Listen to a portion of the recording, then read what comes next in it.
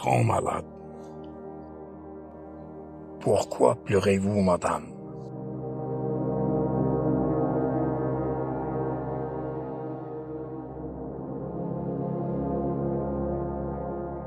De temps à autre, je me levais en laissant mes bagages sur un banc, en espérant repérer Fouad, mon fils aîné, plus loin parmi la foule qui circulait dans le grand passage de l'aéroport.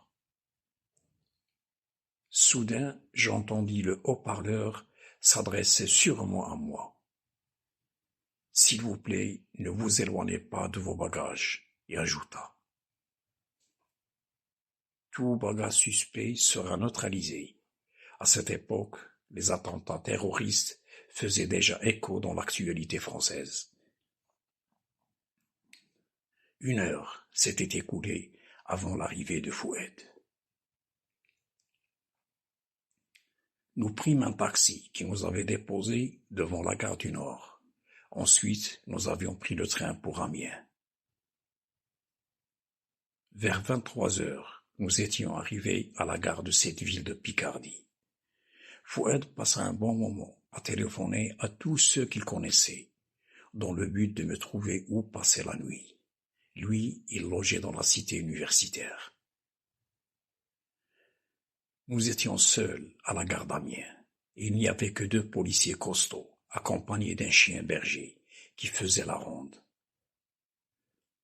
Ils passaient et repassaient devant moi plusieurs fois de suite, parce que j'étais certainement à leurs yeux en état de suspicion légitime. Difficilement, l'un de ses amis qui travaillait à Paris et qui ne revenait chez lui à Amiens que vers minuit était le seul à lui répondre.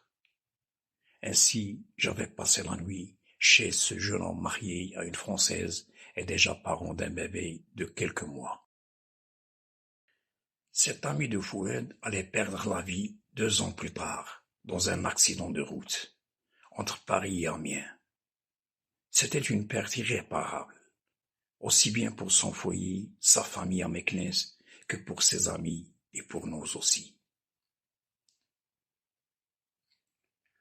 Mon stock de calmants, dont un antalgique apparenté à la morphine, était déjà épuisé.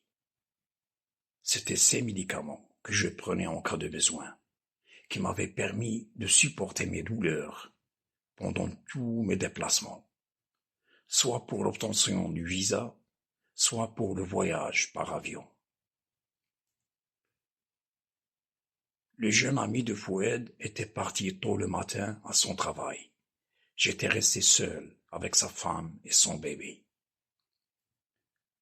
La jeune dame avait remarqué que je souffrais énormément et me proposa d'appeler une ambulance. Je lui avais proposé, de ma part, de m'acheter des calmants à la pharmacie.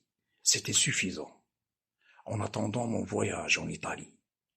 Elle me déclara qu'en France, la vente de ces médicaments nécessitait une ordonnance médicale. De ce fait, j'étais obligé d'accepter sa proposition d'appeler une ambulance, et tout d'un coup, je m'étais trouvé au CHU d'Amiens Sud.